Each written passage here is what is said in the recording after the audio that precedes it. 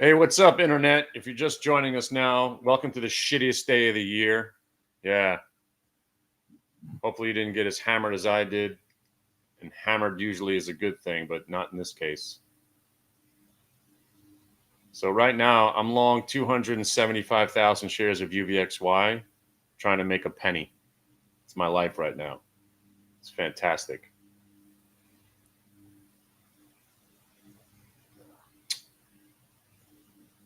We'll go into the utter disgusting details of what happened this morning in a second. But yeah, it's a day like today where if you get one winning trade, shut your computer off and run because that's going to be it. I'm 0 for 5 right now. I haven't started a day 0 for 5 in a long time. I don't even remember the last time. But man, every trade I had on turned into a loss.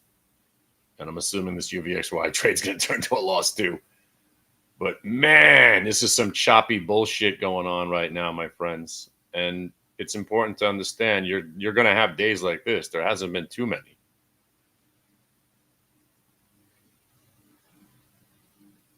But you got to be able to survive days like this. And some people, we used to get bent. Some people would get bent out of shape when I would say, "Hey, you know what? This is not a great day for trading. Maybe we don't do." Hey, wait a minute, man! I thought you were the best trader ever. Why come you can't trade? Well, there's certain environments that are not conducive to the trade that we like. But you said you're the best. You should be able to trade anywhere. No, well, I could trade most days, sir. Stop getting so aggravated. It's just one day. We've had a pretty damn good year. This is one of the first choppy mornings we've had all year. Well, you said you could. All right. If you're that person, you're never going to make money. There are days where it's not working, right? We used to say phasers are set to kill today. You could take a couple of stuns, but when phasers are set to kill, it's hard. You're not getting any follow through. It's just excessive chop. So even when you're a winner,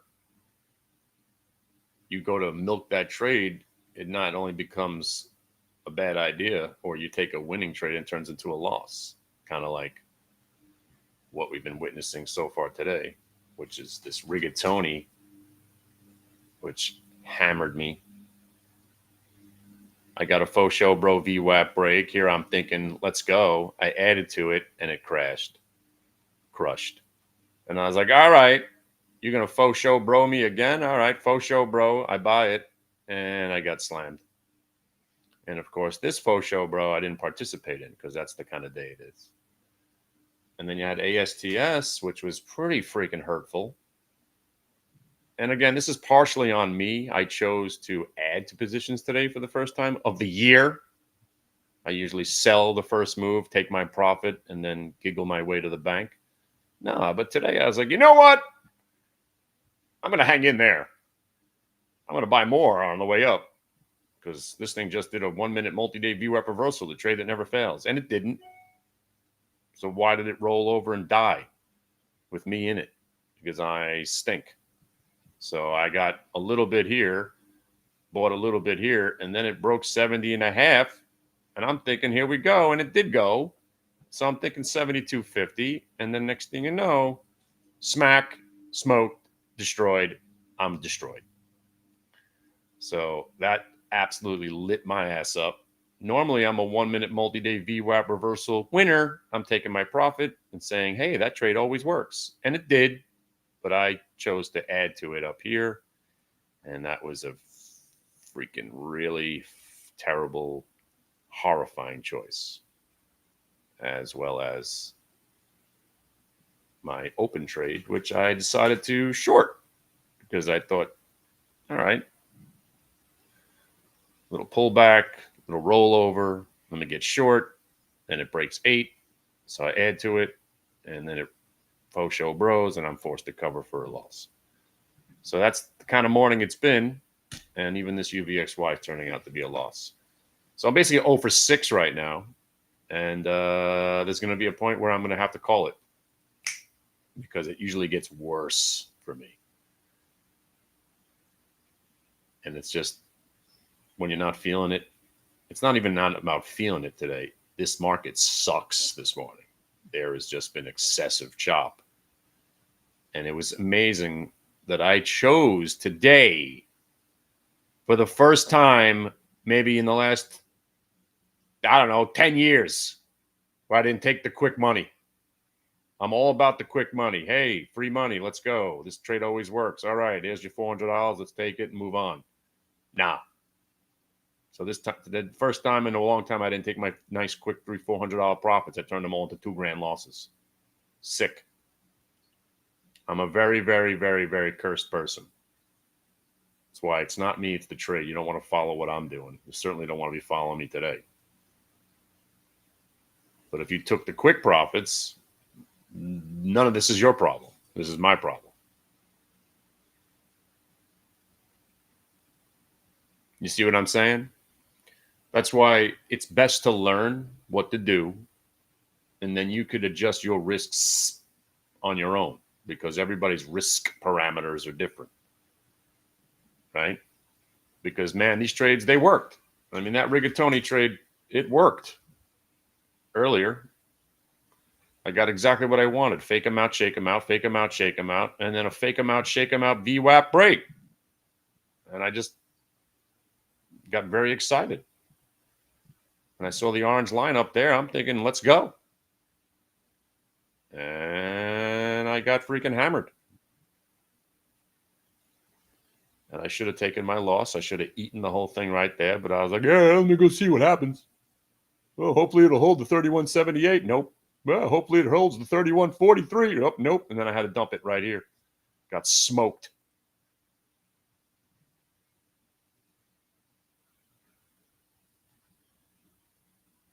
It's amazing, my timing. Like I've been saying for the last 20 years, if you've known me. When I stick to my plan, like NVTS, right? I goofed around with NVTS on Friday, right? What did I do? It would be ironic. You know, now that the stock's crashed, maybe I'll just buy it and hold on to some. So I did, but I bought 200 shares at 736, and I held it over the weekend. It opens up. Even that trade, I kind of blew that one too, because I sold it at the open, and it turned out to be a pretty good trade yesterday. I sold it over here and wound up going up to 1050 inevitably.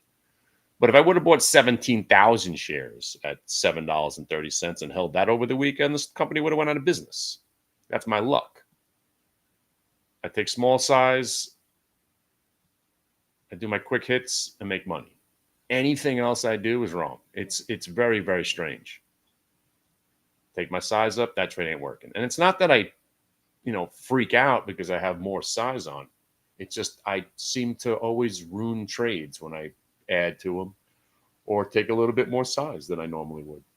It's very, very bizarre. So that's why if you learn how to trade and you're thinking, hey, you got a faux show, bro, 1 minute multi-day VWAP reversal. How are you not making money today? Because that was me up here adding to it like a crazy person. Then again, it wasn't crazy at the time. I felt pretty good about it. And then 7 minutes later, you see what happened.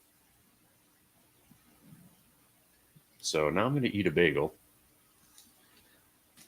and try to pretend none of this happened.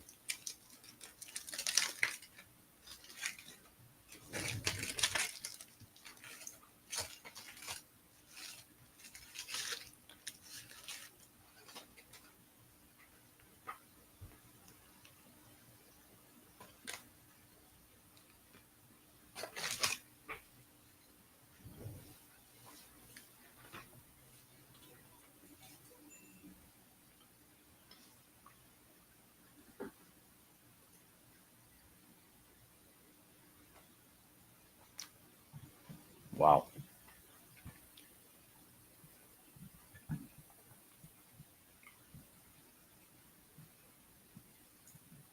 So if you do know me,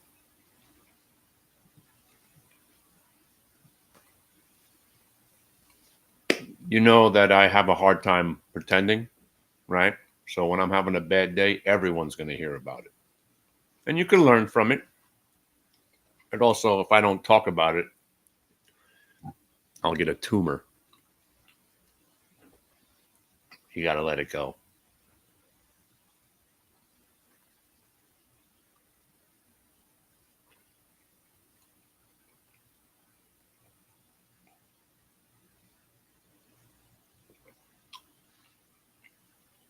Oh, by the way, if you're off put by my honesty, that's your problem. Somebody once said to me, he's like, maybe you shouldn't talk about your losses. You know, you're supposed to be this all knowing guru that we all learn from. And it's like, nah, that's completely irresponsible, my friend. He's like, the loss is the way you learn, learning what you did wrong, addressing what you did wrong, learning from your mistakes. That's how you learn how to trade.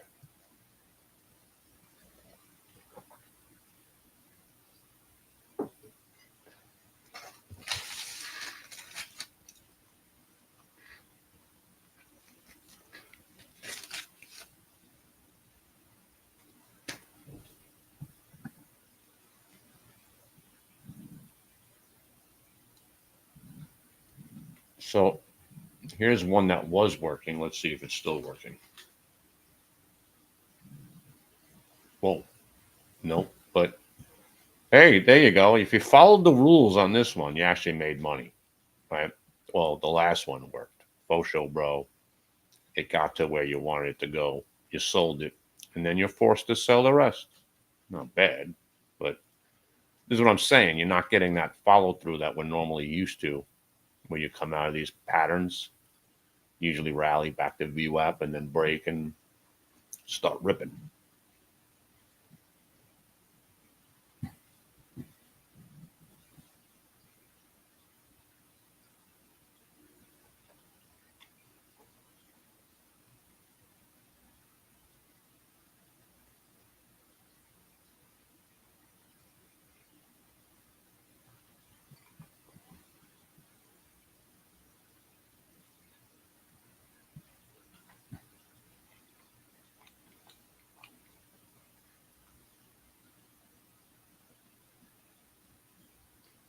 Yeah, maybe next year we take this day off too.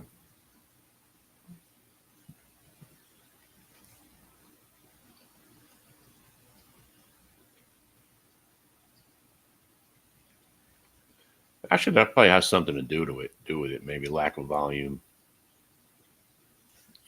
They set the algorithms to chop.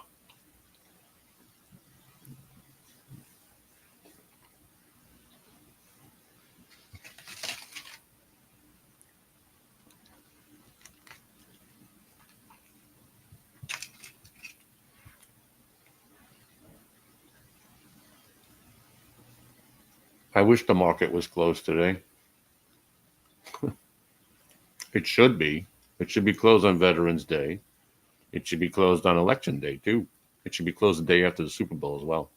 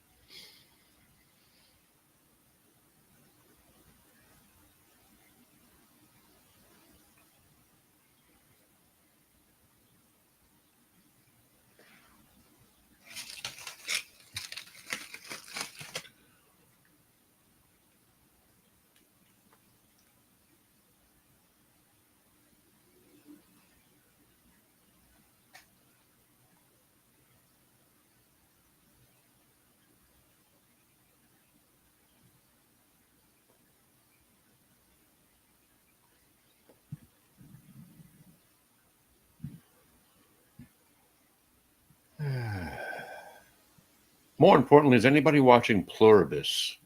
I heard it's some crazy show by the maker from the guy who did Breaking Bad on Apple TV.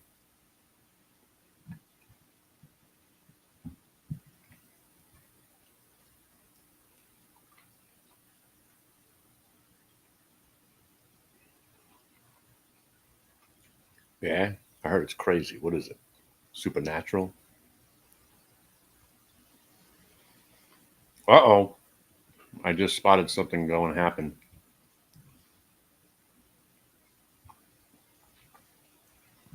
Well, if it's anything like Severance, I'm not watching it because I tried to watch that show 3 different times. Anyway, rigatoni's starting to work here. It took all freaking morning. All right, well, there's your fake out, shake out, VWAP break. All right, well, it's finally getting you something out of it. Sell it. Sell 90% of it because this day stinks. So if you're getting paid on anything, you got to sell most of it and put a tight stop on because it's the only way to avoid this chop.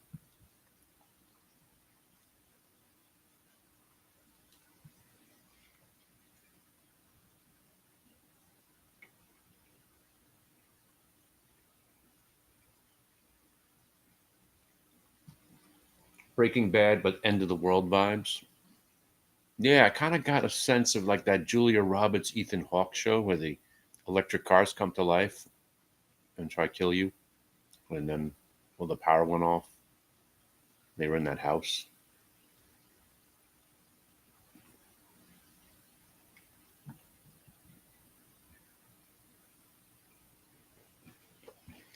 Yeah, King of Tulsa. Now there's some fun.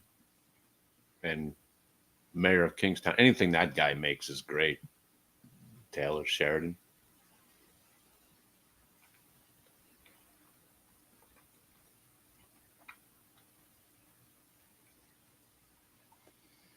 Hey, speaking of trades that don't suck, there you go. V-Wave. Yeah. Nice buy on dip, right? Anybody get back in with those 1250s or the 10s? I should actually trade this stock more often. I haven't lost money on it once, and actually, every time I've sold it, the stock actually has gone down to give me another chance to get back in. And this time I didn't do it because I didn't really want to start putting positions on again. But it's about to break all-time highs again.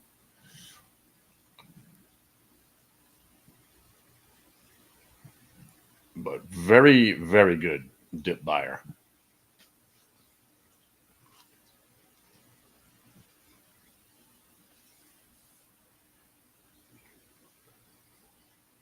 Well, there went most of that UVXY trade. See ya. Wow. I'm 0 for 6 now. What a day.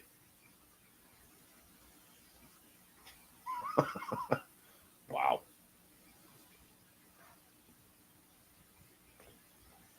Also, with this lack of energy in the UVXY, even on a down day, S&P's down, Q's are down. I mean, the Dow's up a little bit.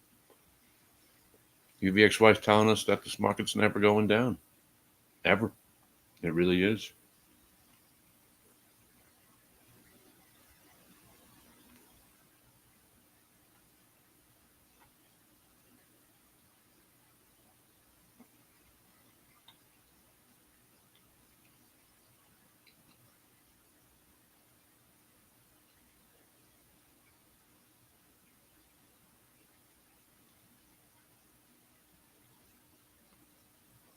But when I talk about, the casino, when you walk into the casino, this trade that we have works so well. It's like the pit boss telling you to come over to the table and telling you what numbers are going to hit on the roulette table. Today's the kind of day where the guy, you walk into the casino, he's like, yeah, you might want to just go see the show. Well, I was thinking I'd play pet. Nah, you don't want to. You might just want to go to the bar or hang out. Well, go watch some sports or something. Well, I was thinking about betting some. No, you might not want to bet the roulette table today, sir. What about blackjack? No, you got no chance there either.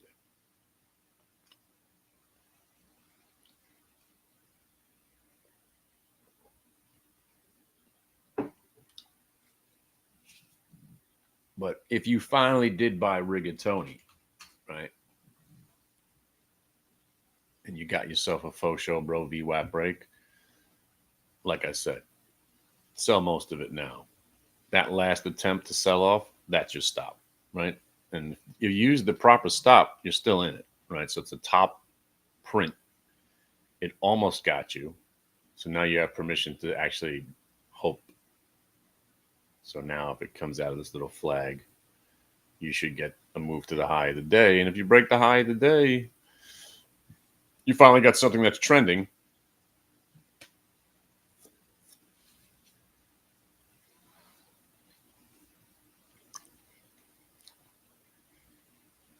And if you bought the QQQ calls, it was the only other thing that we were thinking about doing because UVXY obviously is not going up. And the market had sold off, and we all know the market doesn't go down anymore. So there's your fake out, shake out on the Qs. You're a VWAP break away from possibly some more. But in this environment that we're in right now, you got to be selling like 80% as it gets to VWAP. Put your stop close, and now you can hope for more. You don't want to get chopped up.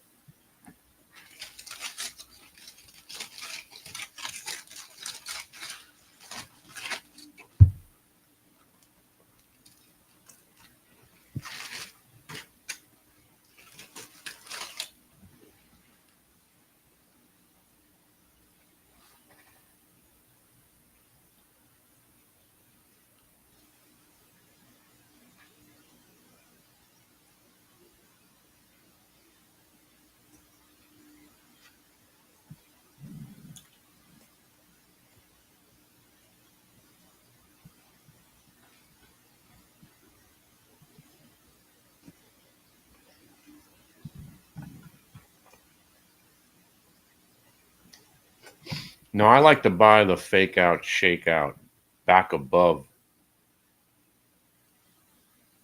the shakeout part. So, for instance, the Qs, right? Here's your low. I mean, there's the first faux show, bro. I want to try to buy like the core weave. The only core weave long that worked was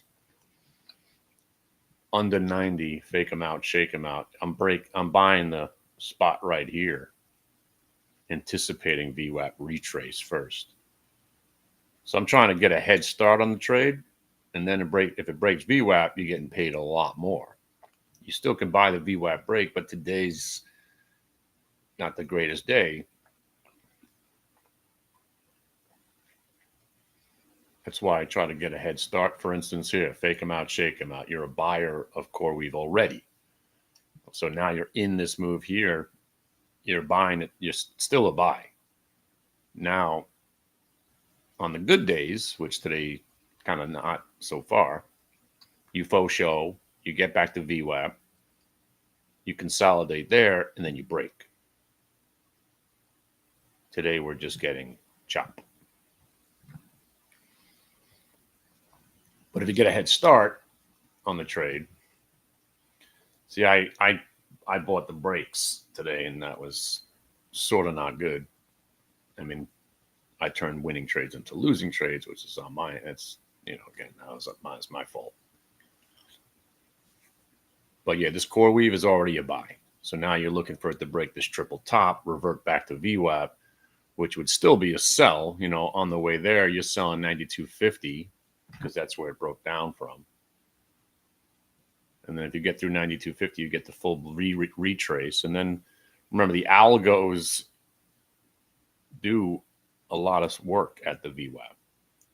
They'll get there. Sometimes they immediately get rejected and they roll over. A lot of times you get a new algo where it makes a new decision at VWAP. And then you get that shuffle and the jiggle, boo, breaks above the VWAP, tests it from on top, then you're good. If it breaks the VWAP, rolls back over, breaks that prior candle, that's the finger of God. You got to get out of your position and possibly even go short. And right now, like I said, this market made a fool out of me today for sure. So if I was in any trades right now, you got to trade the chop. So you have to assume when you get the tops of the ranges, that might be all she got for you. So you got to be selling a lot of it. put stop in, hope to turn. But if it doesn't turn, you got to get out of the rest. It's just a very choppy, awful morning so far, you know.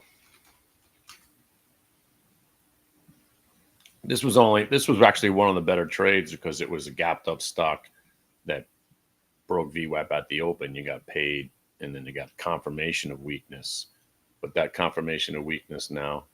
So here you go. Here's that situation. So there's the fake out. Shake them out. So the buy right here was confirmed. Break of the range.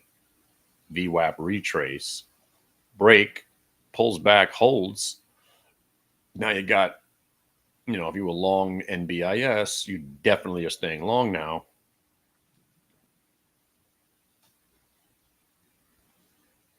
And that double bottom candle area right there, that's your out. Your next target's the orange line.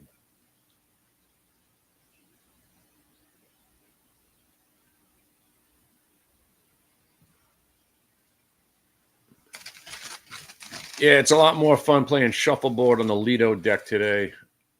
I don't even know if I'm going to be able to dig out of the hole. I might not even try because I'm just on the wrong side of most of the trades today. Oh, then again, I blew the day because I didn't take the quick profit. It's on me.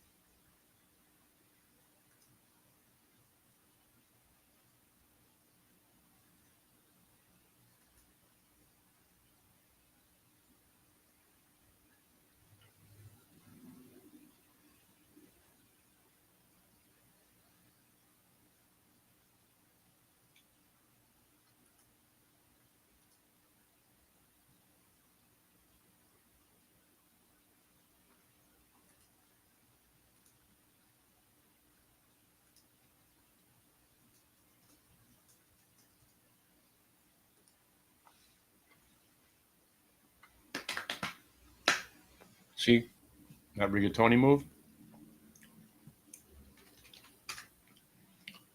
That's why you got to know what you're in store for today.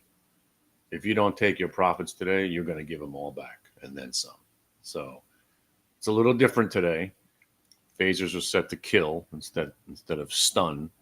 You could take a couple of stun guns to the skull and manage to fight your way through it. You don't take your profits today, they're becoming losses, which is irresponsible. Normally, I don't mind the chop because I usually sell into the move, and then I'm happy that it chops back the other direction. I just, for some reason, I chose to get aggressive today. It's just tragic.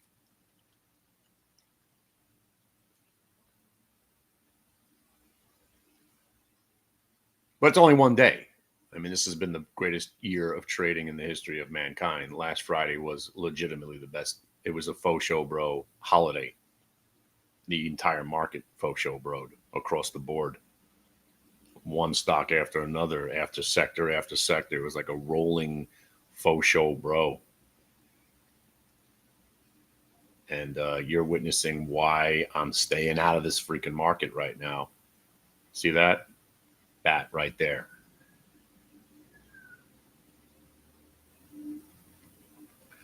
Well, I guess if UVXY goes to $11 now, I'll make some of my money back now that I have only a couple of thousand shares left out of my stupid amounts that I had. I mean, I had to get out at 05. I'm not going to let it turn into a loss. But I still got some. But it's been almost, I mean, this is what this day's all about right here. Trying to make a nickel on UVXY.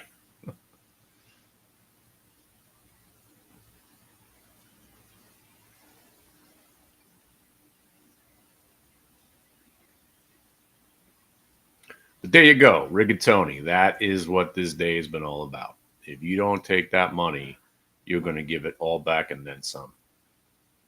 Wow. It really is Phaser's set to kill today, man.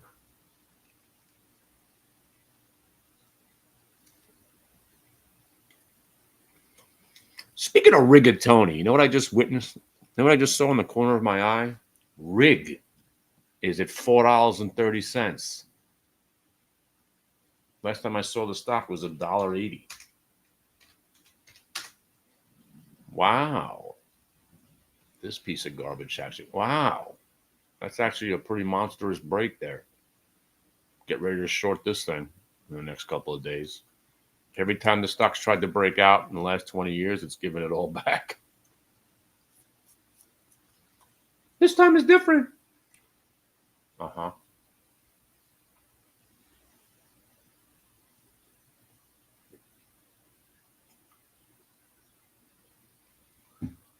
My favorite Trek series? You should know that.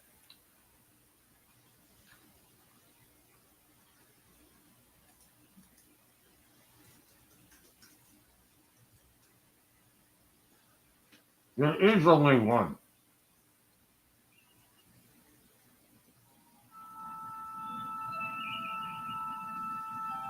Space, the final frontier.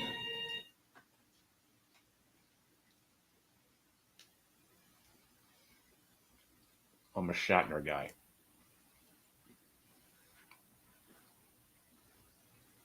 And I watched the other last night. The other night was the episode when they were kind of all tripping. Not the tripping one. There was an episode where they were smelling the flowers and they actually were tripping, where Sulu was with the sword. This was the Alice in Wonderland episode.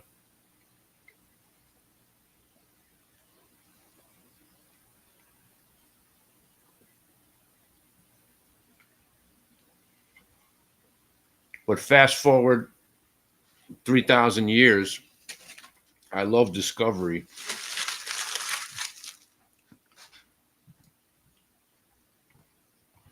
Where they were tripping on mushrooms. The ship was actually tripping on mushrooms and would be able to fold space. And they went like 3,000 years into the future. Right? Was it with Burnham, the girl that was in Walking Dead?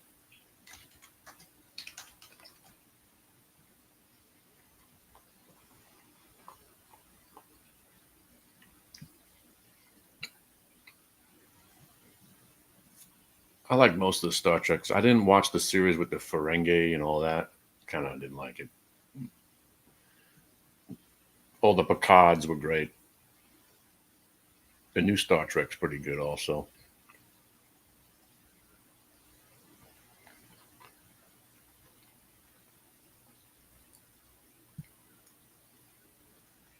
Strange New Worlds. Yeah, it's pretty good. Ah, you know the mushroom ship. Yes. I mean, they really went a little bit over, again, with society and the transgender thing. They had to write that transgender character into the show. They really stretched it to a little bit too far there. Just like every other show. Quick, we got to write a transgender character into our show because that's the thing now. And I was like, come on, guys. But it was always that type of show anyway. But man, they really just dug too deep with that character. They split the character, literally split into two.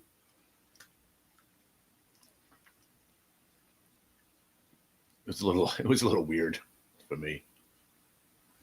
But yeah.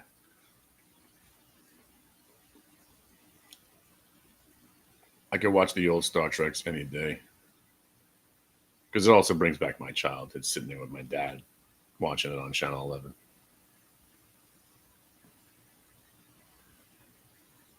When Vic Tayback was in it, when he played the gangster, he got some nice heaters there. Yeah, see? When they're all dressed as gangsters from the 20s. Oh, man. It's the best.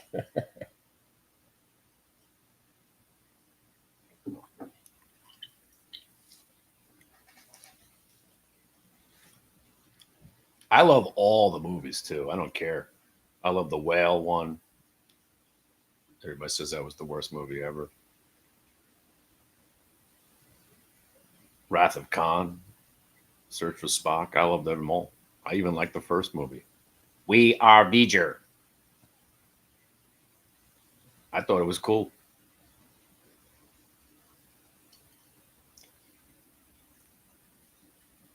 When they went back in time, they had to get the guy to invent warp drive. That was awesome.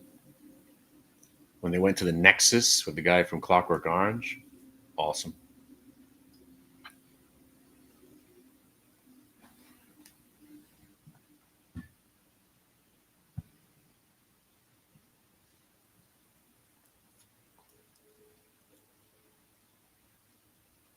Picard and Shatner got the team up.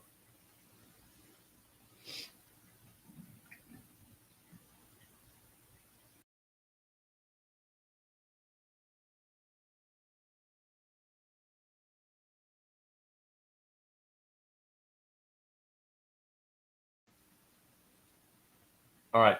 The fact that you mentioned the Vic Tayback, do you know that reference because of me?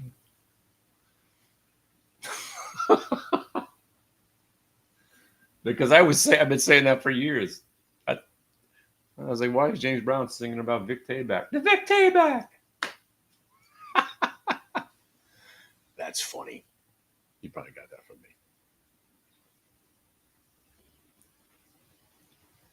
So yeah, better off talking about Star Trek for the next 4.5 hours and putting money to work today. This is awful.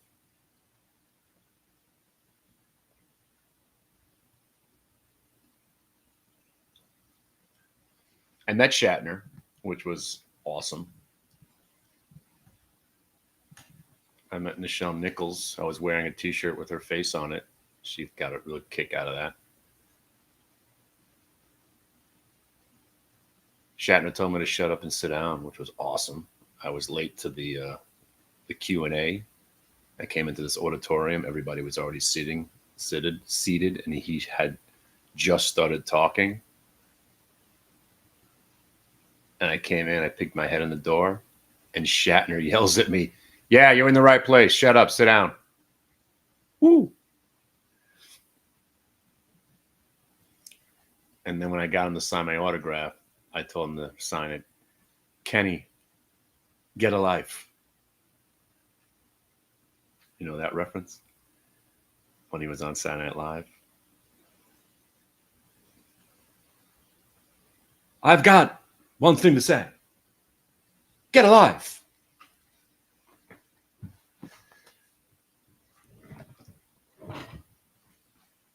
Yeah, V-Wave. Yeah.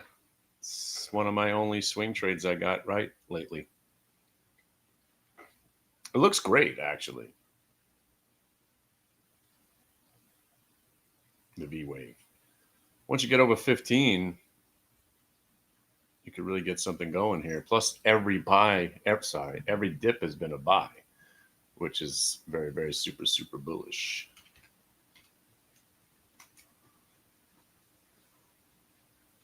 And the options are fairly cheap still, because nobody trades them.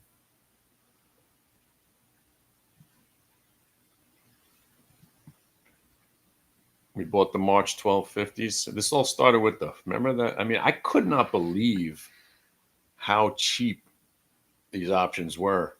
And they were so mispriced that the March 1250s were cheaper than the December 1250s, which mathematically made no sense. That's why I immediately bought the March 1250s.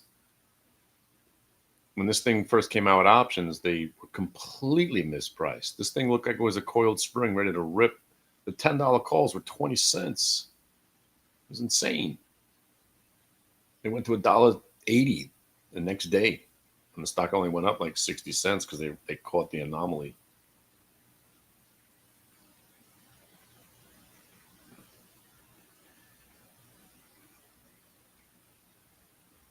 Yeah, Shatner. I brought up a TJ Hooker reference and he laughed.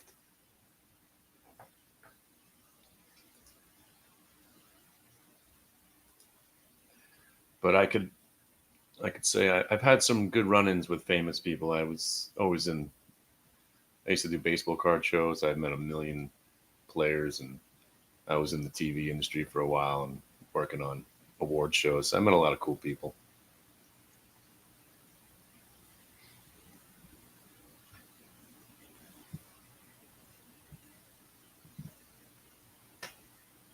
No, I'm sitting here just licking my wounds today. Yeah, this has been a freaking horrifying morning, and I can't get out. I can't even dig myself out because there's nothing going on. So I just got to eat it. Yeah, I shorted open. I lost. It was one of my trades. Yeah, I was in RGTI, ASTS, Open, and UVXY. What a freaking banger of a day. Normally, this would actually have been a good day because all the trades worked. I just didn't take my profits today like I normally do. I just chose poorly. He chose poorly.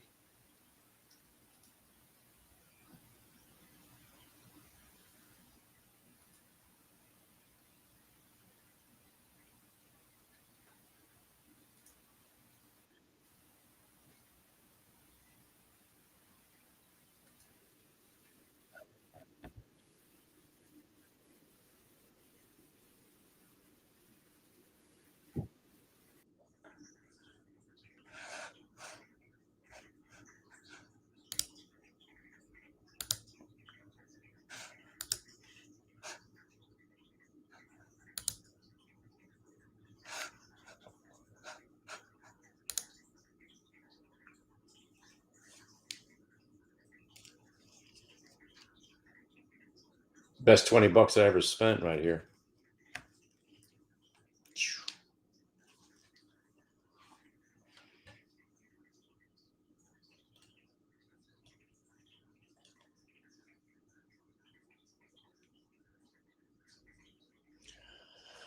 Oh, yeah? Why don't you guys give me something to do today? Because I'm hurting. I mean, I haven't lost this kind of money day trading in a day. I don't know when the last time I got smoked like this. I mean, I do. I mean, it wasn't really a day trade, but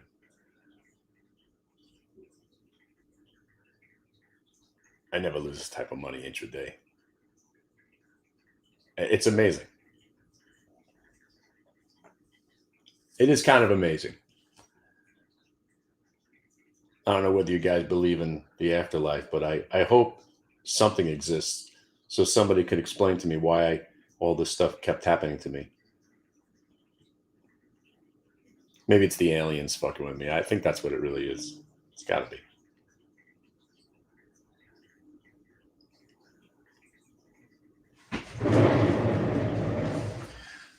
You guys want to go down a Shatner rabbit hole?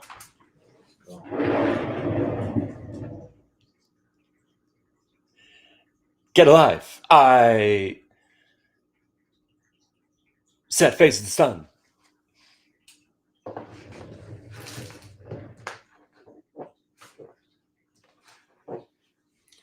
You guys see right there, I have an entire shelf that's all Star Trek Migos.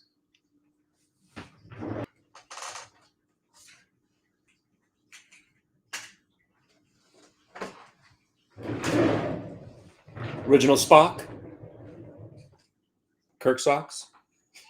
I got everything.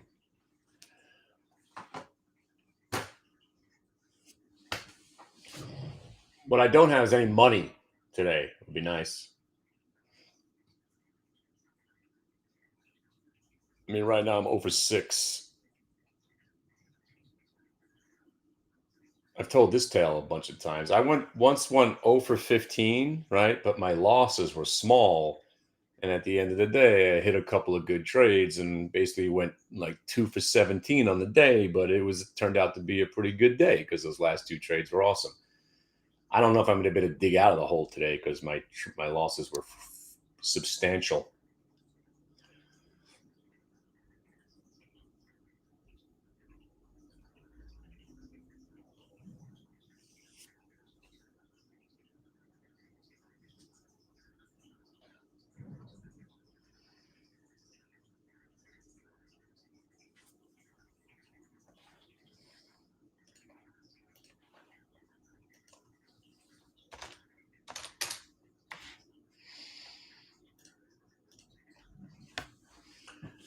This stock, I can't believe it hasn't crashed yet. So this is a pump and dump from earlier. And I don't know. Doesn't look like it wants to die. So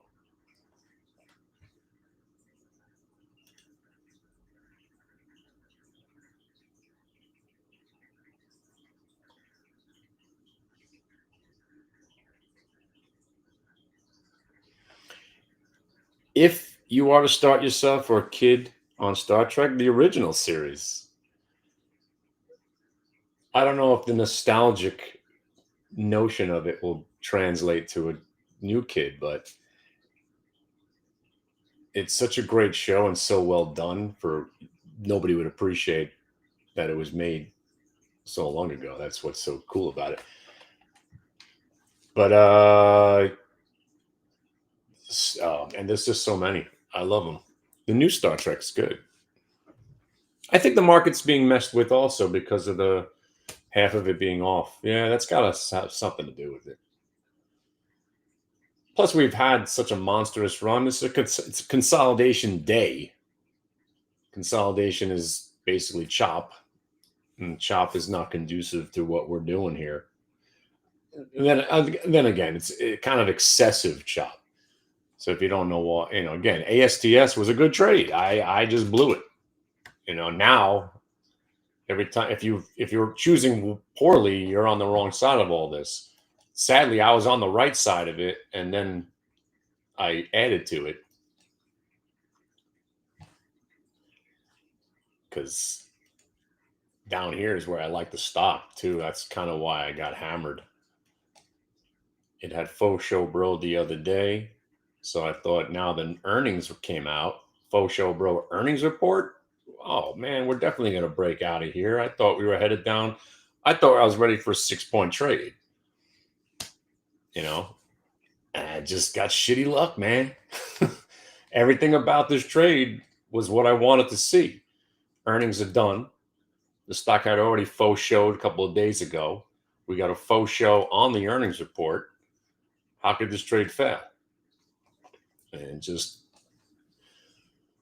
momentum died, and just letting it fall that far. I never imagined it going back to the lows of the day. Just horrifying. I mean, wow. Good thing I ate some of the loss here, and then here, and then, it's pretty freaking terrible.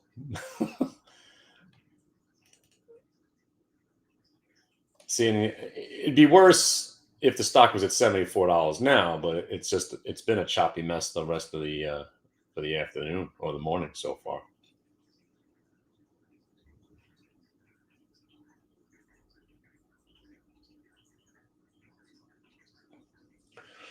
But you're probably right.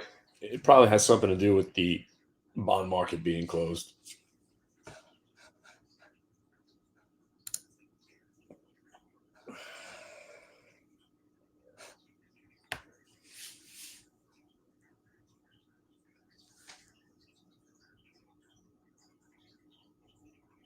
But if you want some free stuff, check this out. So if you guys don't have Paramount has all the best shows now, all the Tyler Sheridan stuff, right? There's a website called this. It's called lookmovie2.to. It's been around for like 4 or 5 years now. Usually they shut these sites down. It's a free streaming website. You got to sit through 1 or 2 ads. There's no porn on it, which is unique. Usually there's some sort of porn. A dildo ad will pop up. Literally, a dildo ad usually would pop up in the middle, and it's pretty bad when you're watching something with the family and a big thing comes up and you got to quickly run into the other room and shut your streaming off. This site, you search for anything you want, and it's just phenomenal. Because you're not downloading, it's a streaming site. And they have anything you could possibly think of. I tried to stump this thing. It's got everything, like even old movies, shows from a long time ago. And if you want to watch something brand new, it's already on here. it's probably run by some Chinese company stealing all our data, and inevitably it's gonna kill me. But it's awesome. And anything you want to watch, and I'm saying anything. It's got. I mean, I watched Tulsa King on here. You guys want something really goofy to watch? There's a great show called Resident Alien. It's the funniest show. Nobody knows about this show. It's so funny.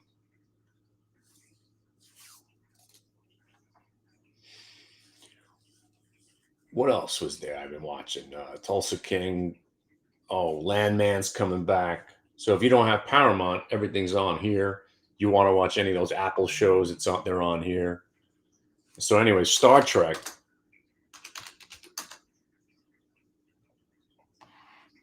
The Voyage Home. I love The Voyage Home. Star Trek.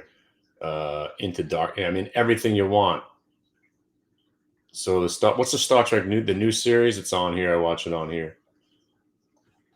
And then I just stream it with Google. What's it called? Google Chromecast or whatever they call it now. Google screen mirroring. I screen mirror it to my TV in the other room, and boom, Bob's your uncle. Whoever Bob is. Wait a second! Did I just see Beyond Meat going by? Oh no. Somebody was buying Beyond Meat earlier. But yeah, anything you want to watch. So good. And it's HD quality, most of it. Horacle. That is a faux show, bro. By the way, this stock, this is why I'm bearish the market right now, right? See, what Horacle did was a blow off top of epic proportion. And that was 2 months ago. And that's what got me in trouble because I started shorting the market and I got crushed again. But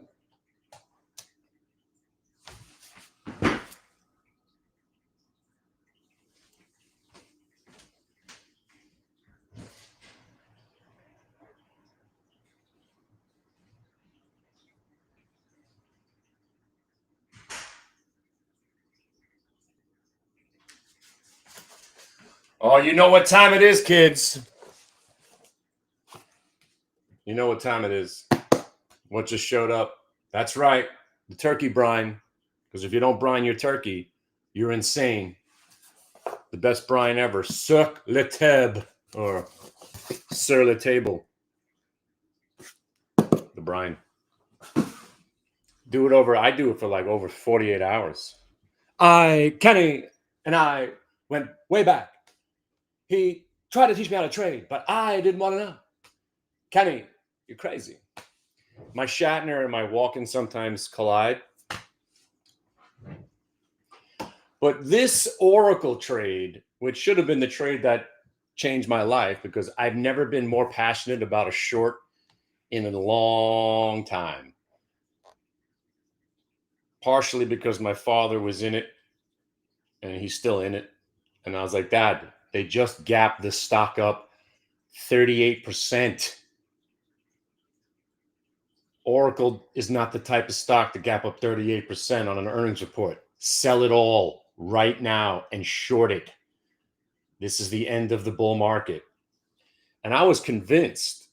And then it did what I thought it was going to do. And now you've reverted back to the yearly VWAP, the biggest blow off top Jerry Orbach trade of the year. This is why I'm bearish the market right now, because I think the whole market is going to horacle its way down. And after what Palantir did, even though it's recovered a lot of that move, and Carvana, these last two earnings reports, Carvana, Palantir, Horacle, they're showing the froth of this market. It just, we don't give way. I mean, we did, but we come back so hard that it's impossible to stay short. I just think we're going to, I don't think we're going to 535 anymore, but I do think we're going to have to do a gut check down there at the 582.50. And if that doesn't hold, I think we really could go back to the 3 month. Sorry, now it's the 9 month VWAP. So, we almost got to my 3 months. That's where I think we could go. Is it going to happen? I don't know. Oh, I mean, it always does go up inevitably. That's what's so hard about being a shorter. But that Horacle trade, man, and I am saying Horacle. Yes. Okay. All right, let's get this other party started. Hold on. Let's invite the rest of the internet to the party. Wait. Oh, hang on. I'm always so late to the party here. Hang on. Let's see if we can power 3 shows at once. Let's go. My friends over at this website. I am not using headphones. And let's see if this works, if you can hear me or not. Hello? Yeah, see, once I start running 2 things at once, I get the feedback. Yeah, I got an idea. Hold on a second.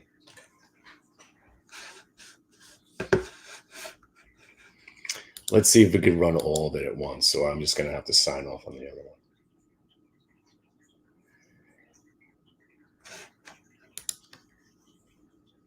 If you guys hang, I could go another hour with you. Not much. Maybe something will happen while we're sitting here, but hang on a second. Oracle.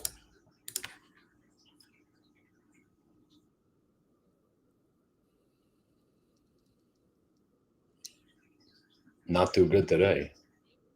Yeah. Oh, that's a good shot with Shatner over my shoulder. I love that. These are the days. Kenny, if you can make it through the day, you can make it through anything. Your medal's being tested. Now, shut up. Sit down. What I'm going to say is much more important than what you're going to say. Let it roll. I'm going to be brief today because there's really nothing going on.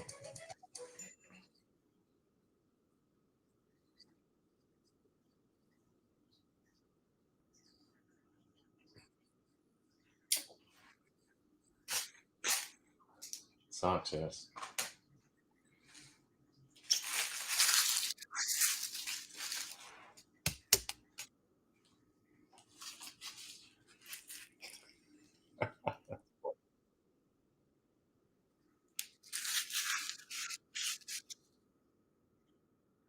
Yeah, it was a phenomenal gap fill. That's why I loved it. It was my favorite trade of the entire year. It was the short the Oracle. Yeah, I think it's over now. But that Oracle trade has led me to believe that the Qs could actually go down, which they don't.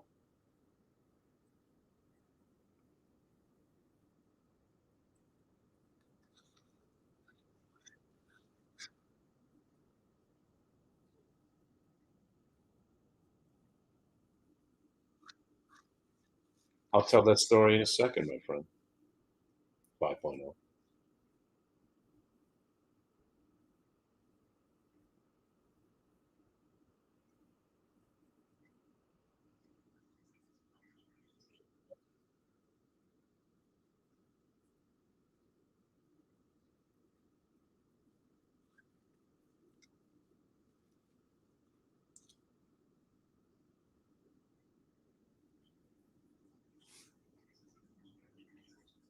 And we're back.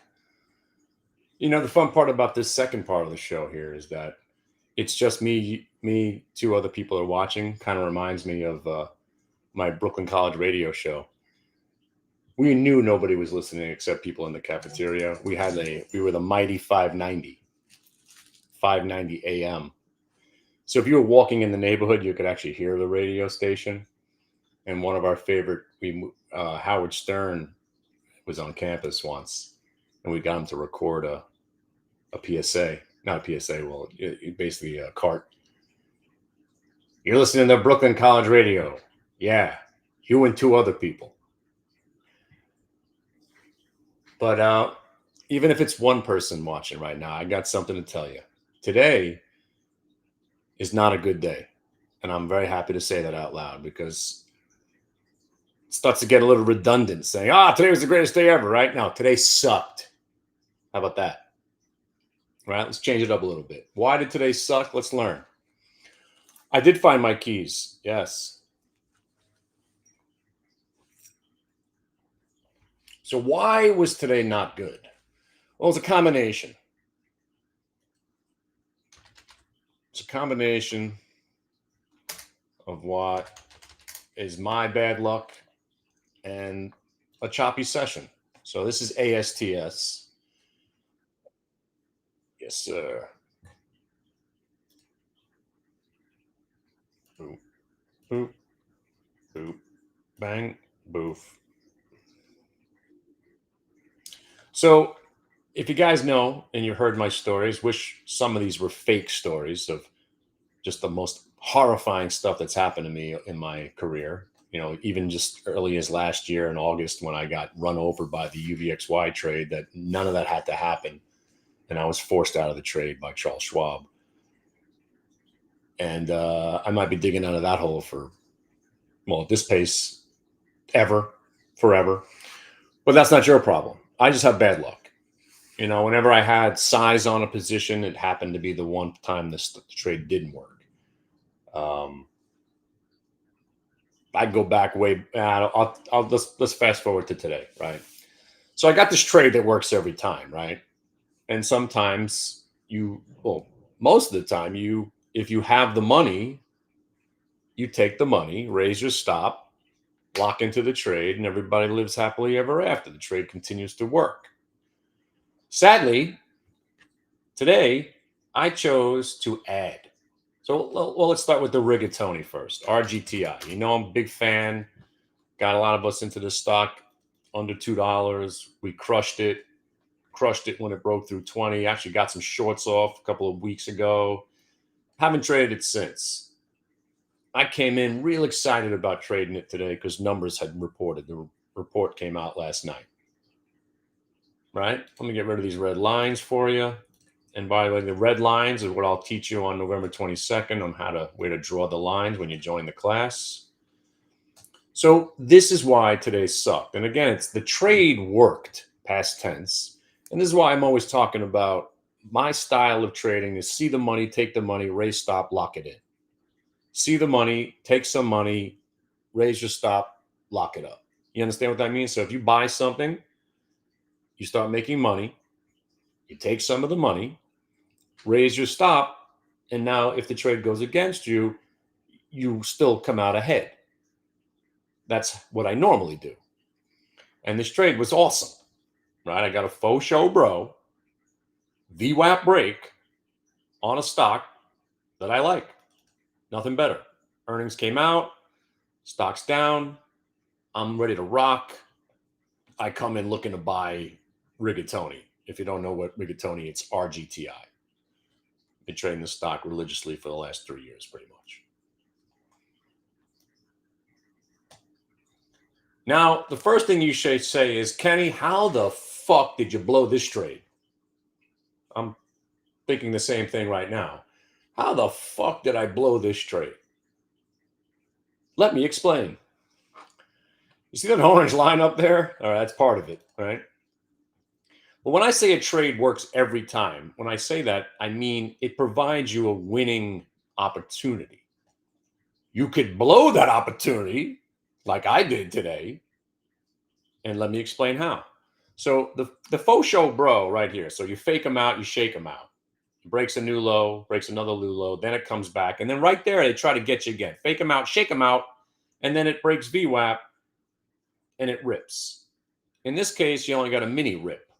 But that wasn't the one I was involved in. I actually caught the better one, right? So fake them out. It breaks a little bit lower. Shake them out. VWAP break. Range break. I'm in. So now I got triple confirmation that I'm going to be a winner. And I was a winner. So today, you know, I'm doing my 500 shares at 32 and a quarter. Ripping. And then up here, I'm thinking orange line for sure. Possible reversal. this thing's going up 5 points today. I'm going to make 20 grand. Normally, what I do is I buy 400 shares at 32 and a quarter. By 32.50, I'm usually selling 50 shares. By 33, I'm selling another 100. And then I raise my stop. And if it rolls over, I get stopped out. Not this time. No, sir. This time, I bought 400. Yeah, all right. Look at me. And then I add 1,600 more right there to get up to 2,000 shares because I'm going to show this stock who's boss. I'm going to get this thing. I'm going to load up before it goes multi-day because when it breaks multi-day, it's going to go to $35. So I thought. And then it absolutely turns around on me where I had to eat a lot of the loss immediately because at least I had some discipline. Then it hits the VWAP and I'm like, oh God, please don't break VWAP. Oh Jesus. Oh man, I should be selling the rest. Oh, okay, I sold some. Oh, look, it's giving me the faux show. Here's where I really got my hope and I bought it back. And then it rolls over and kills me. So I took what was a wonderful $620 trade to start my day and turned it into almost like a $3,000 loss. I don't lose $3,000 intraday on trades. I never let that happen. And there it was. Oh, wait.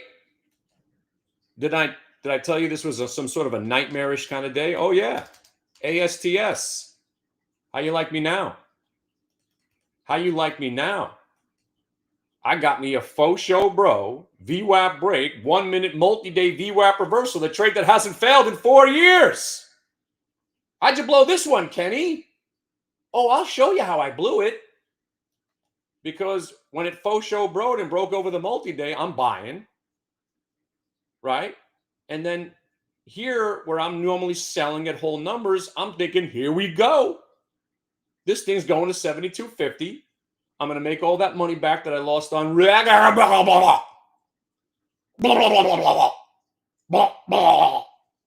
And I'm smoked. So the one day I choose to add to positions and get aggressive and not take the quick money, I turn winning trades into not just losses, into smoke jobs. Absolute annihilation. Oh, wait, there was more. And then, oh, yeah, come on, baby. I've been trading this open trade so well, I thought, you know what? Let's go the other way today. And I saw it rolling over. So I'm shorting. And I'm shorting. And right here, I'm thinking, here we go. We're going to break the lows of the day. It's going back to 750. And no, in my face. Woo! Getting crushed. Hammered. At least I didn't top ticket on the way out. I got covered into this candle right here. And then to make it just to really solidify how shitty this day is, I went and bought UVXY. Because I'm thinking, oh man, this market seems kind of weak. Maybe UVXY will start to go up. And it did. And it did. And then I bought more. And then I bought a little bit more. And then I was 1 cent away from the high of the day, thinking, all right, maybe I'll get paid on something. Again, no. So, what's the point? The point is, you stray from the path.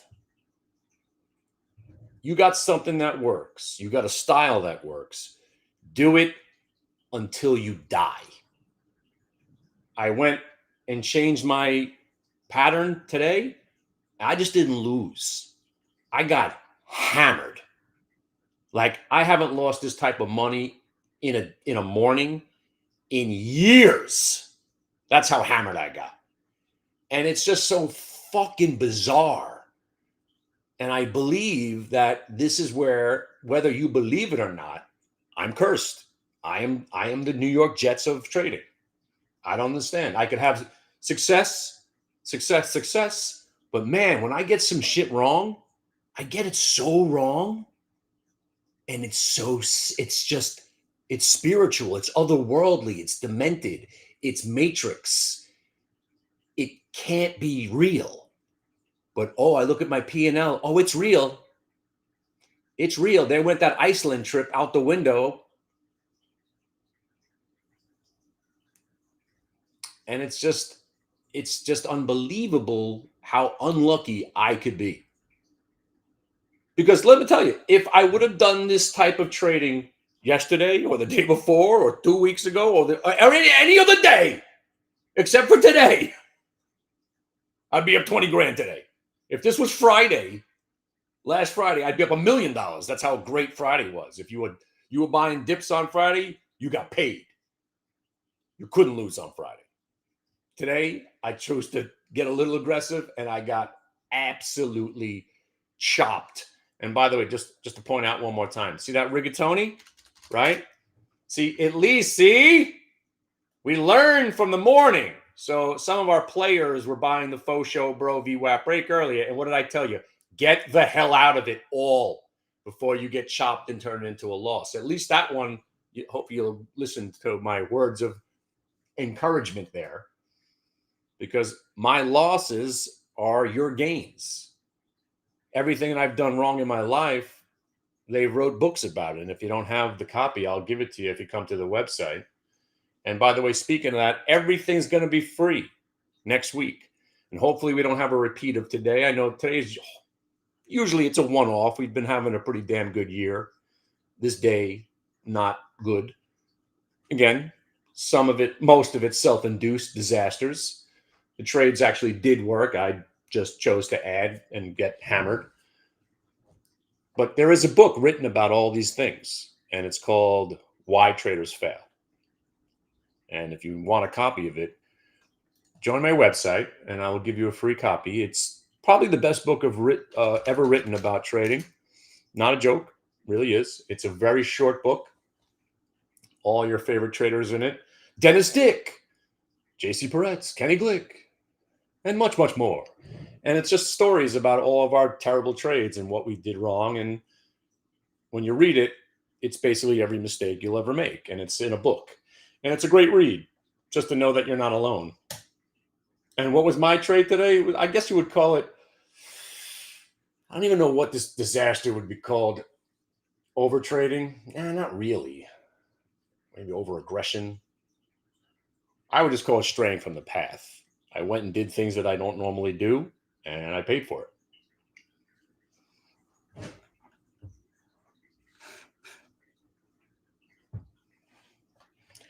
And it's hard to get out of your own. It's hard, on a day like today. And this is in the book also. You try to fight back. There are days where you're going to just keep losing. Today's that day.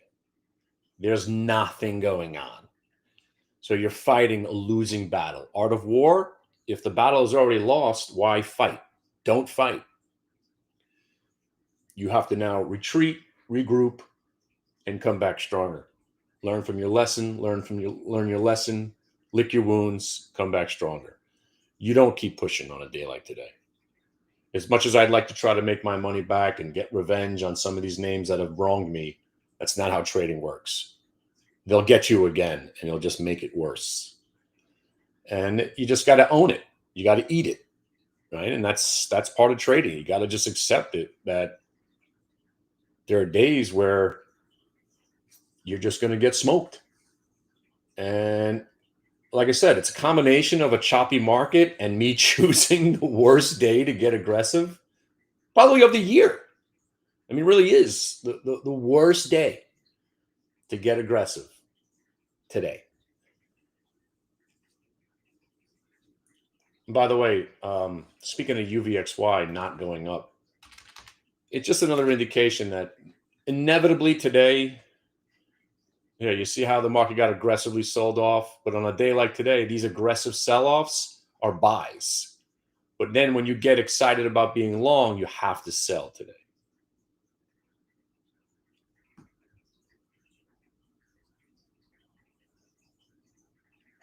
See, now I'm on the verge of doing some other dumb shit. Star Trek Next Generation. All of it. What, Picard? Yeah. Still talking about Star Trek. You want to see what I have? I have the one of something that nobody has. You want to see something that nobody has? Ah! Almost broke my plaque.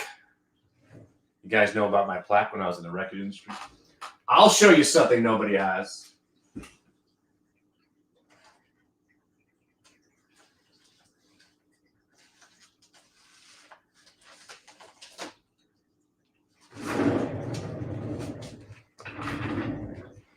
You can't even find this. This is Amigo. Remember Amigos? The salt vampire. Remember it was a hot chick and then she'd touch your face and suck all the salt out of your body? Yes. Now we're going down Nerd Highway. Let's go.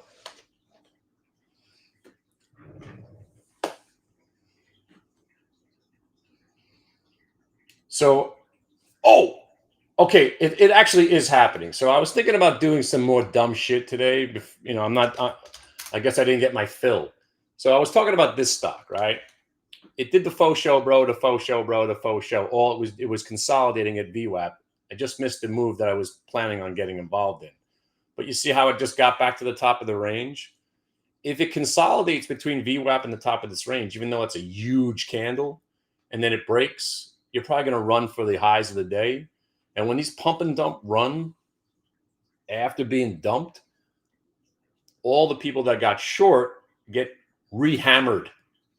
And if you see this stock above $11.14, you could be well on your way to another squeeze, which could take you, look at this. That's around where it broke down from. That's 13.5. And then you'll be in this mess. That's, you know, right smack dab in the middle of that mess. That's 1550. I don't know what's up with engine number 9, but let's make sure it's not a takeover. There.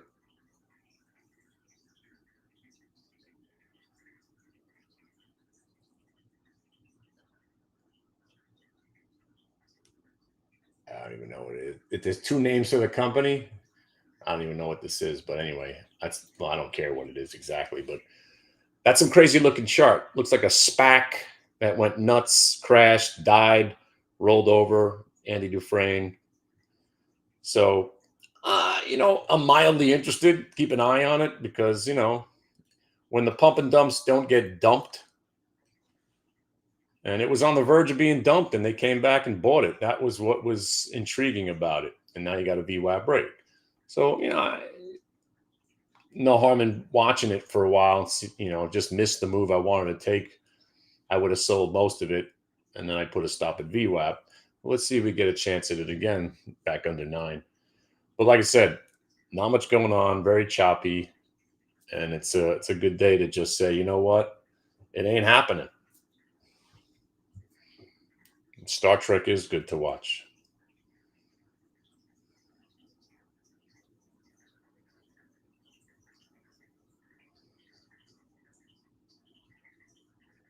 I don't know. I just found it this morning. It was just ripping on the percentage gain or high volume list.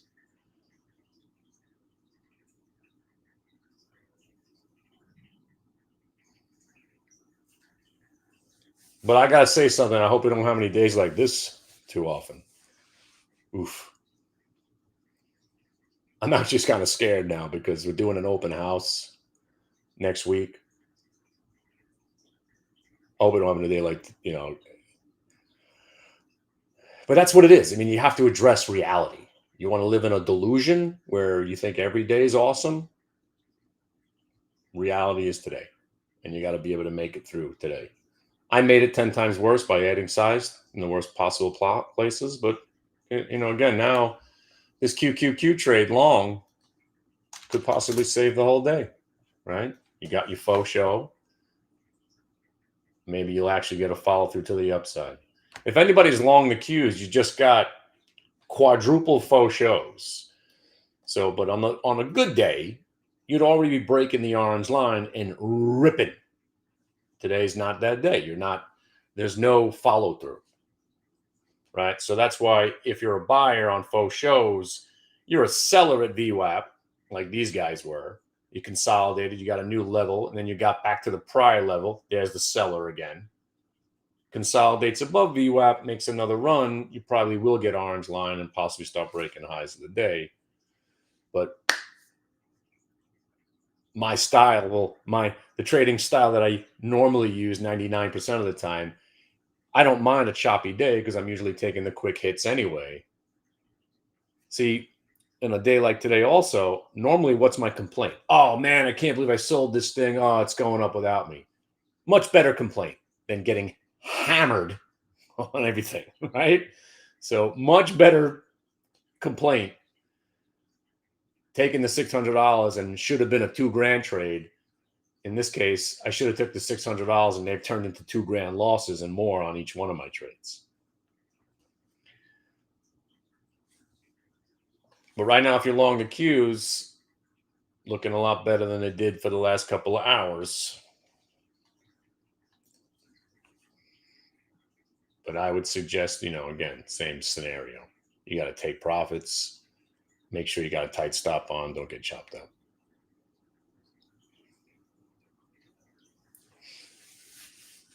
Lilly all-time highs. Yeah, we got some fans of the Lilly on our website. And that was after they got hammered too, right? Remember they were giving up on Lilly and there was all this stuff and they dropped 300 points. Right? Didn't it fall back to like 5 something? Oh, 6, low 6s. Unbelievable. By the way, we were talking about this the other day. That's a faux show, bro, also. So this pattern, the reason I love it, it works on all time frames. They shake them out, gets back above the shakeout. And then if you have in this case, this is a yearly VWAP. Think of it as the 1 minute. Faux show, bro, VWAP, yearly VWAP break, and it ripped.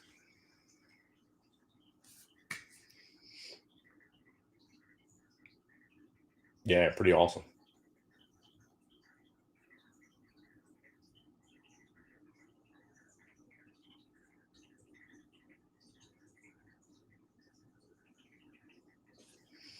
All right, who wants to get jiggy with this piece of shit? I don't know. They start flashing some big size on the offer. I might be interested. So let me explain what I just said. ENGN, right? When I was a market maker back in 1997, if you wanted to be on the box, you had to represent size, right? So we'd go, you wanted to buy some ENGN, you'd go high bid, 9 7/8, and you'd want 20. You wanted 2,000 shares. You put 20 on your box. 9 7/8. You raised your hand. I would like to buy some at 9 7/8. Somebody would probably jump in front of you at 10, and the stock would start going up. But you meant it. You went high bid because you were looking to buy. Now you get a bunch of nonsense and algorithmic spoofing.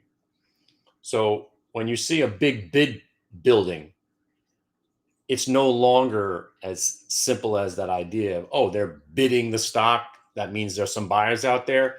Now they're trying to screw with you. So when a stock's got some momentum, what I like to see now is I like when they stack the offers because I know there's a game being played now. They try to pretend that there's an overhead supply when momentum's about to kick in. And then you'll see if you have a scanner that scans for big blocks in the dark pool like I do. So I'll be looking at, when I see the big size on the offer, I look to see if they're buying the blocks. And then I know it's a spoof. And then I just join in by buying the offer. And usually that creates momentum. So like right now, I'd love them to stack some offers to try to pretend. You don't see any. The 2s and the 5s and the 20s. I'm talking about when they start throwing triple digits here. And it looks like they've got 1 million shares for sale. And then you see it all get bought. And then they jump to the bid. Stock's about to take off. And that's just one of those things that I've learned just from watching the market makers over the last 20, 30 years. A lot of what they do now is to fake people out and to pretend. It's a lot of spoofing out there. especially when high frequency trading and the algorithms took over the market. There's more and more of it now. These fat finger trades, I think they're real. You know, we've been seeing them go to these bad prints almost every day. We're seeing it now. But the big size on the bid, big size on the offer thing, it's been a transition. It was maybe 20% of the time it would work, and then it became like 40%. Now it's over 50% of the time, which now you have to take it seriously. And, you know, you won't see it all the time, but a lot of times with these pump and dumps, like, here, let's go find another one that's up big. PUBM. There he is.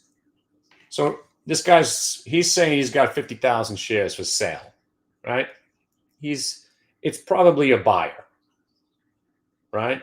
So now I don't jump in. Stock's already up 40%. But what I look for now, and again, if this thing wasn't up 40%, then be a little bit more excited. But watch, you'll start to see they'll eat away at it. But the idea is that when people think tape reading is still a thing, the tape reader it's a rational trade. You're looking for big bids. You're looking for momentum based on what the market makers are doing. Now it's just a spoof. It's all a game. So big size on the offer when you got a stock that's strong, it's usually a buyer. By the way, ENGN doesn't look so bad. They're buying it here. Let's see if we get a little follow through. I was hoping this shows they would flash some big size here. I'm not even seeing anything in the dark pools. Nothing's really going on. And again, it's a different, this day is not conducive for anything right now. This day is a choppy freaking mess.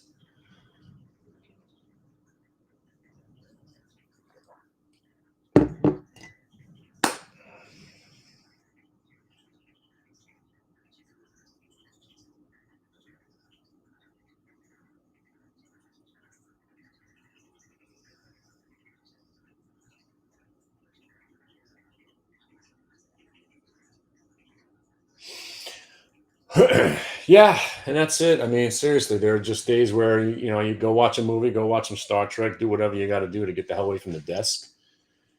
And listen, I'm addicted. There's nothing. The only thought in my head right now is load up on ENGN just now. There you go. All right.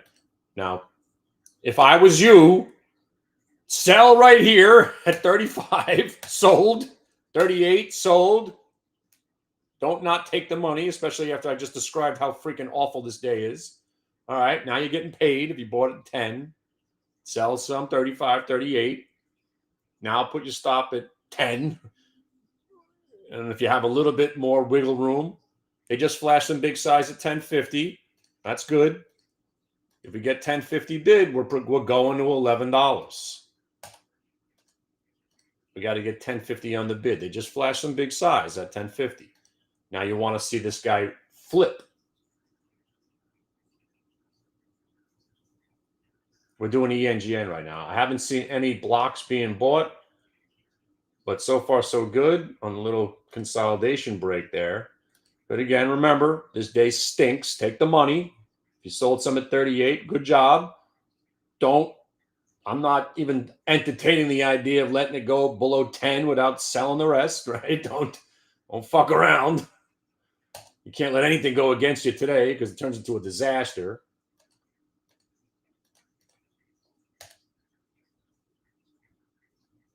Nobody here, nobody here, nobody here. No, I don't even see this stock. Nobody's buying this thing. Well, at least you got something out of it and gone. And she's gone. Let's do it again. Let me try it again. Hang on a second. If it goes back to 950, might have to do it again. But wait, while we're sitting here, all right, I don't know if you got paid on that, but yippee-ki-yay, made some money. You see that guy right there? I'm waiting to see if I see PUBM for a 50,000 share block in the dark pools now.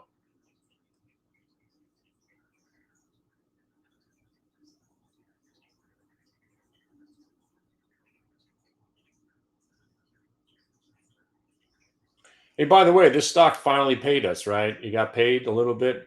Congrats. it's worked a bunch of times now.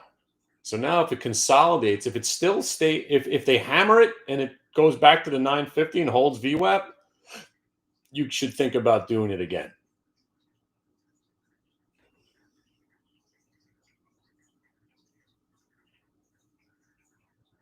And with this type of stock, right? Again, I don't know anything about this thing. I found it this morning.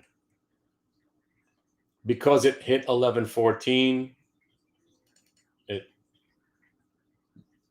blew the top off, pre-market high break, then it rolled. You break them back 1114 later today, you're looking at 1250, possibly, that 1385 area.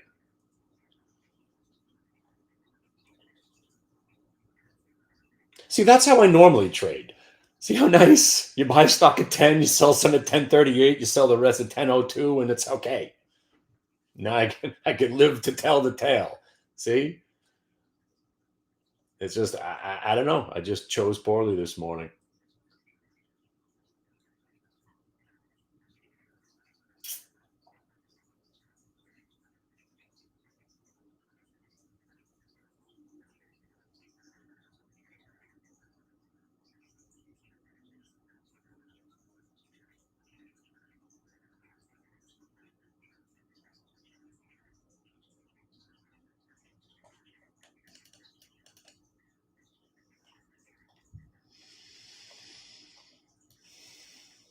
I should leave on a high note, right? Just drop the mic right there. I actually made something on a trade. Ooh. I just need like 18 more of those now.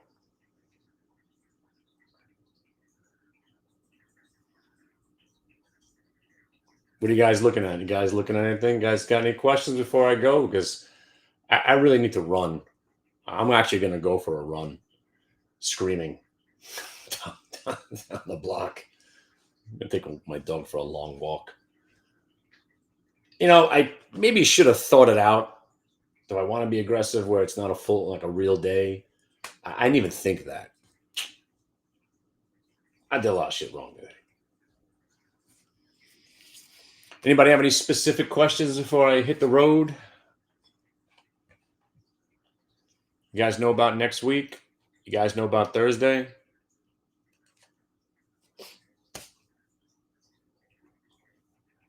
Thursday night, we're having a big schmooze. And if the powers that be, my corporate overlords, I hope you realize that you might be promoting it. So we're kicking off our open house next week, Monday through Friday. The first 2 hours of the day are going to be free open house. We're starting Thursday night. The thing is, the schmooze is in my other website where it's a lot easier to get people to go to because I don't need usernames and passwords. It's just one password. And I was thinking about that last night. Mary, if you're out there listening, or Spencer, yeah, you guys better figure that out because I don't know if you know or if you were planning to split it into two sites that might confuse the newbie. And if we're doing the schmooze in the regular section, you better figure out how to make sure we can get people on mic because that's been a very difficult endeavor for some reason, just to invite my guests and get them to log in and give them mic privileges.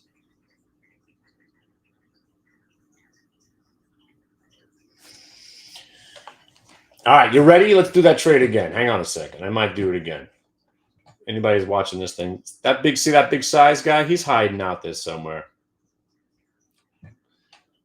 But let's go back to ENGN for a second.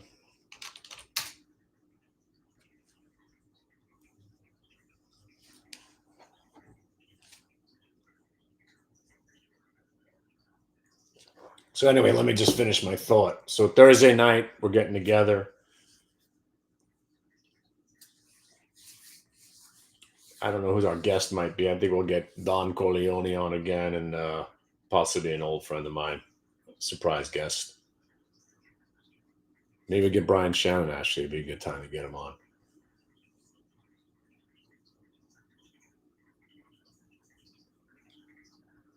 So Thursday nights, we used to get together. If you guys don't know, Thursday nights we get together. And it was born kind of like right before COVID.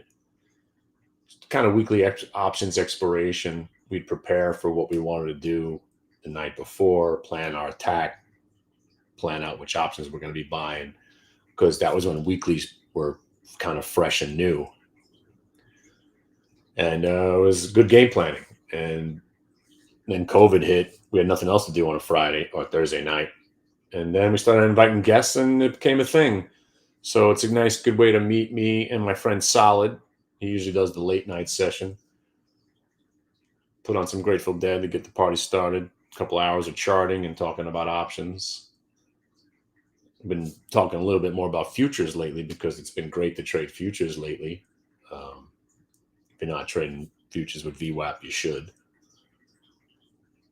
And then Friday we get to business, talking, hopefully putting all the trades that we prepare to do. This Thursday night, let's see, we're still right in the middle of earnings season, so it should be fairly busy. Let's see, Thursday night, who is reporting? My old-time favorite stock, AMAT. AMAT, RCAT, TMC. Not as many big names as I was hoping. So Thursday, that's after the close. Let's see who reports that morning. Disney, JD, Billy. Let's see, and Friday morning. Friday morning, not much. Yeah, we'll talk about the ones that are worth talking about. If you don't know anything about options, it's a good little intro to options I give you. And just a good idea. It's, again, it's nice to look at charts when things aren't moving, so then you can really appreciate, what you're looking at without having to maneuver around. And then Friday, it's all about options usually. And then the following week, every day, you'll have a username and a password, and you'll be able to hang with us. And then you must conjure up the presence of one Solid Jello, who is a treat when he shows up, because he's taken all this stuff. And the red lines that I draw for pivot points, he's got it algorithmically drawn for you. It's something to behold. He's really taken what I showed him 10 years ago and created a great setup. And he's building it for all kinds of platforms now. So Thinkorswim, TradingView. And it's the guide. It's the roadmap to success. And it's all VWAP based. And if you're into coding, get to meet Solid Jello, take a session with him, and you will be in coding heaven.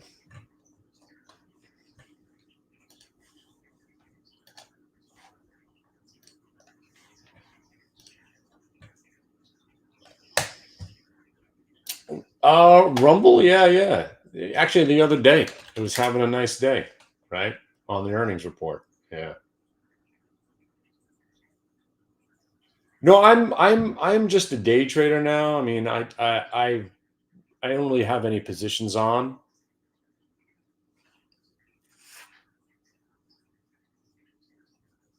Even that open trade, as much as I wanted to own it over the weekend, I didn't. It was a nice trade. I came in the next day, which was yesterday, and got involved in the faux show, bro. I'm not swinging trading. I don't own stocks. Oh yeah, I haven't even told that story. So let me tell you why I'm a bear. I'm not bearish because I want the market to go down. I like when the market goes down because we possess a skill where we can make money on the way down. So I lean bearish because I'd rather the market be volatile. I don't like days like Monday, yesterday, where we just gap. There's not much to do. And really, I don't know if you guys seen the movie There Will Be Blood. I have a very, very competitive nature. I don't want other people to succeed, as he says in the movie, right? And I feel that, right? I want my crew It's as if we're in a war, right? And I've got my army, you know, I guess you could call me the king. And then I got my second king now because he's been elevated. He could be my queen. Gay. Well, he could be my enforcer, actually. Solid would be my enforcer. And I believe we can go into any battle with any bunch of traders and thwart them and take their land and put our flag up where their flag used to be, and then take their women. It's a very competitive sport to me, right? So the reason I like being bearish is that I don't want Cathie Wood to thrive. I don't want analysts who I know really don't know what they're doing. Oh, they have an MBA. Sure, great. My cousin has an MBA, can't find a job. MBA, right. But I know the game is rigged. I know every scam there is. And I was born into the worst part of the industry. I was born into the shady stock market, stockbroker, boiler room. So I was jaded right away. I didn't want to believe how criminal everybody was. And it was very eye-opening how devious and diabolical some of these guys were that I met. Literally, they knew they were committing crimes, and that they got off on that. And I never was that guy. Even when I was a broker, I tried to be the guy. I would try to buy stocks that I was interested in and pitch those stocks. And, obviously I was told to sell the schlocky house stocks or the boiler room stocks. So I was really jaded, really then I learned about market making in, 97, 98. And there was just some, shenanigans in the market making. Obviously, you know about that, right? And then I learned, and then I would watch, because I was a market maker and I was watching the level 2 all the time, I started seeing the absolute fraud of upgrades and downgrades. So when a stock was going up, obviously all the upgrades start coming, right? And then I would start to see, for instance, if you guys remember BlackBerry, it was a very specific moment because I was long the stock and it got upgraded. And I'm thinking, all right, good. And then all day, I see Morgan Stanley on the box. So, quick trivia question, or not trivia, but if you're a buyer, right, you're telling other people to buy it. You put a buy recommendation on the stock. Let's say the stock was 11. You say it's going to $18. It's a pretty bold prediction, right? What do you think Morgan Stanley should be doing that day, right? They just announced that they love the stock and they think it's going up 80% from here. What do you think you should see? Where should you see Morgan Stanley on the box? On the bid side or on the offer side? You should know the answer to this. As I explained before, when you raise your hand as a market maker, you're looking up. I'll give you the answer. I'll give you 2 seconds to answer. Somebody answer.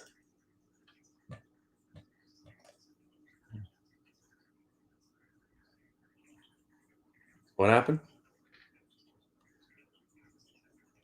Oh. Well, the answer is the bid side. They should be going high bid because they just said, hey, we think the stock's going to $18. Here it is at 11. They should be high bid, looking to buy. High bid, looking to buy. High bid, looking to buy. But where was Morgan Stanley all day? Where was Morgan Stanley all day on his buy recommendation? He's on the offer. Selling into any strength. Completely against what he's saying. So we had Bloomberg terminals at the time, and you could directly get to the specific guy. So we called him up. And it was kind of like Vin Diesel when I put him on hold, and I was like, watch, I'll tell you what he's going to say. He's going to say he's got specific clients with different time frames, and they're taking advantage. Watch. Hey, how you doing? Kenny Glick from schlocktrading.com. Yeah, Schlock Trading. You heard of us? Cool. Yeah, listen, we got a large position in BlackBerry. We read your report this morning. Very bullish. We're with you. But we can't help to notice that you're on the offer all day, selling the shit out of the stock. So what's the story here? Wait, before you answer, let me tell you what the story is. You probably got a seller out there, right, who wanted out. So you upgraded the stock to cushion the blow of the size that he wanted to get out of today. Well, it's really not like that, sir, or whatever he said to me, Kenny.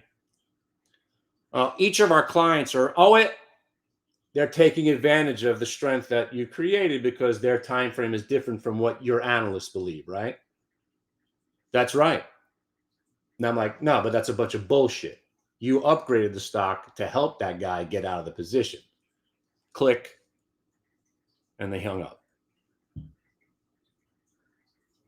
And then I saw it happen again, did the same thing. Oh, let me guess. Oh, you got a client, right, who wants to blah, blah, blah, blah, blah. No, that's bullshit. You upgraded the stock to cushion the blow because you had a guy that wanted to get out of size without hurting the stock. Click. I'm on to something. And if you watch now, as we started to watch for the last 15, 20 years, watch. You can't see Morgan Stanley or Goldman Sachs because now they hide behind the ECNs. But before they changed all these to ECNs, you actually saw Goldman Sachs, Morgan Stanley, Bank of America, MH Myers. You saw all these market makers, and you kind of got a feel for who was the bidder and the offer. And we started to notice that when you saw upgrades, the upgrading company tended to be on the offer, selling into the strength that they created with their bullshit upgrade. And then inevitably the stock would end up down for the day. And at first it was a conspiracy theory. And then we started to notice it all the time. And again, some analysts actually did go to school to learn how to crunch the numbers, to put out honest recommendations because of that's what their job is. I would say 80% of them are doing it with dubious, nefarious, diabolical plans because this is Wall Street and that's all it's about. So that lends into this idea that these market makers are still trying to fool you on these bids and offers. But again, the reason I'm so jaded and so cynical is because of everything I've witnessed. So my way of getting through that is I'm just bearish. Bearish keeps me focused. And if you haven't noticed, 9 out of 10 stocks stink, right? I don't want to hear it. It might not be 7 stocks that are running this bull market for the last 20 years. It's 120 of them. There's 120 really, really good stocks that control the entire market. After that, every stock is dog shit. And even the good ones, they run out of steam eventually. Like, look at this stock. Fiserv, wow, right? It was on a 10-year run. 10-year run, this bad boy. 10-year run. To give it back in 6 months, you just wasted 10 years of your life. That's kind of what I get involved in. Stocks that do that. And by the way, just as early as this SRAD trade, when did the stock stop? Nobody said a word about it. And then it got upgraded here, here, and here, and the stock has not recovered since. They had ulterior motives.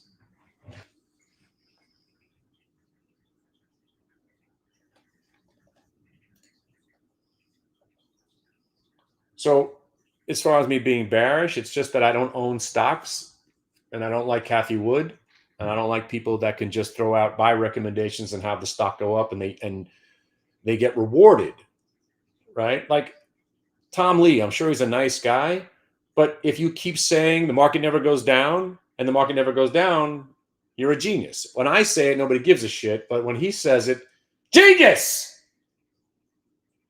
Look at him go. Oh my God, what's wrong with the market today? Oh, Tom Lee must have seen a shadow. It's like the guy's right all the time. No joke, because the market never goes down. Congratulations. Fucking genius. Let's give it up for Tom Lee one more time, everybody. Tom Lee. Amazing. Incredible talent right there. Wow. So what's he, I mean, every time he's on an interview, market's going to go up. Market's going to go up. Say something different, Tom. Come on. Show us like you got some skill here. Like, change your tune. So it's kind of why I'm bearish, because I don't want other people to succeed. It's a competition. That's why some of the best years I've had was when the market went nowhere. 2018, 2021. This year has been all right, but nothing compared to those years where we go nowhere and we're the only ones making money. I like that. Or when we actually have a down year, if that ever happens again, I don't think we're ever going to have a down year ever again. Seriously. I think down now will be up 12.5%. That'll be the new down. And that's my explanation. And by the way, they worked through that size on the offer, but it really wasn't that big buyer showing up. You see how it was still a buyer, and now that 84 guys on the bid, they worked the order. Suffice it to say, it wasn't a seller. They ate them up. It just usually it's in one big gulp and the stock starts to rip.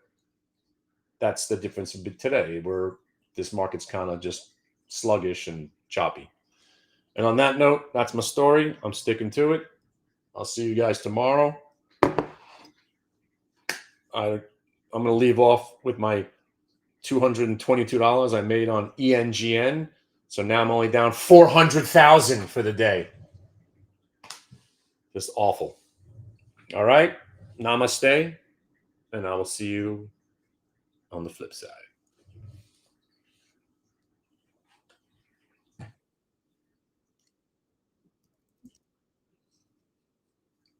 Good to hear your voice, my friend. Good luck.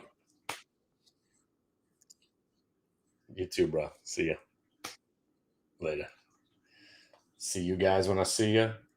Be careful. Don't get chopped up. And I'm now going to finally get it from the desk. I'm sure a full-blown rally will ensue, and every stock will be up 20% when I get back.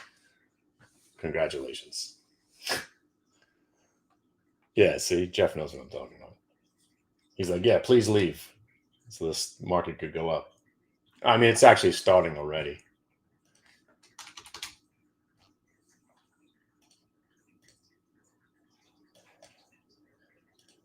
And look, it was another fake out, shake out, VWAP bot. There you go. I mean, look, they are working.